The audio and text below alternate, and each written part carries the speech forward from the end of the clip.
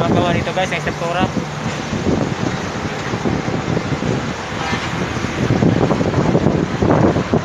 Kasi pag minsan nga pag lakas ng hangin, yung windbirds, yung luna, sigurado walang harang yan, nilipad yan. Ngayon nilipad na.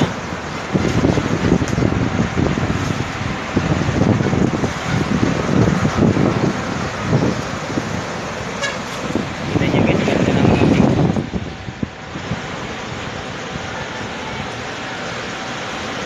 Dito sa Manila minsan wala yan, traffic.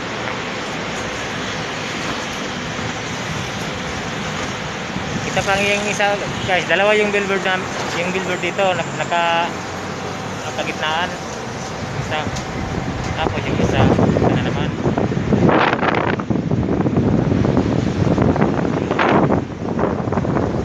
Yung kasama ko tapos na kumakain.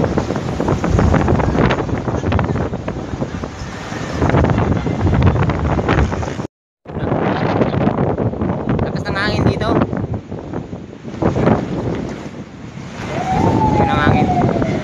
Namin yan na ayusin kasi sigurado yan masisira yan pag hindi yan maayos. Mapalaypay na yung billboard, yung nasa taas kami ng rooftop. Trabaho namin isa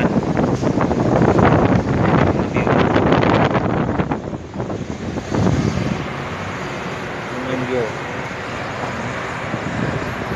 Nakita nyo yung nasa gitna guys, yung sa kalsada, yung sa gitna, yun ang ng daanan ng train.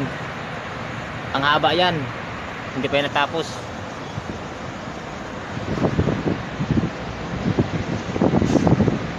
So,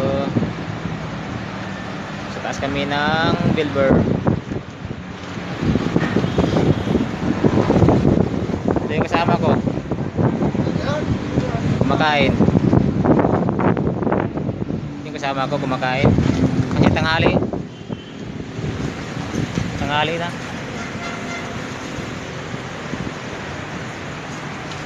Yun ang gagawin namin, kita nyo guys.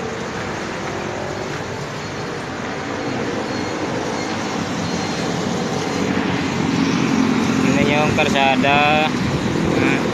Ang ganda ng kalsada. Kasi pag tanghali walang traffic, pero pag hapon sobrang traffic. Sobrang traffic talaga.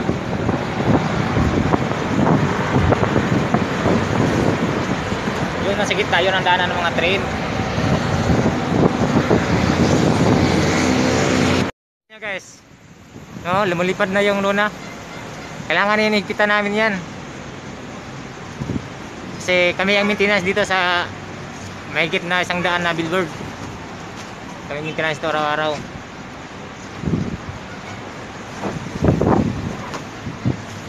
Pag hindi na mahigpitan yan, sigurado yan dilipad yan.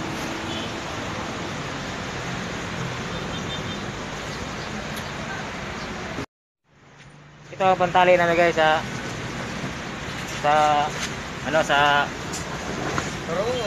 luna.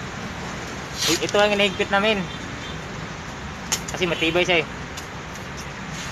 Tapos mga tanghali, mga 1 PM naakit na kami kasi para mahigpitan na namin yung luna.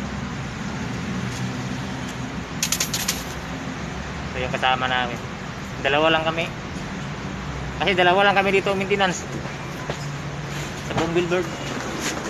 Ito nasa rooftop kami. Yung ginagawa na yung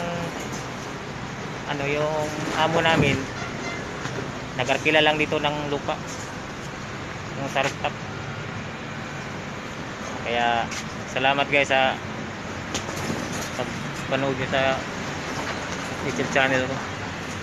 Kaya ingat.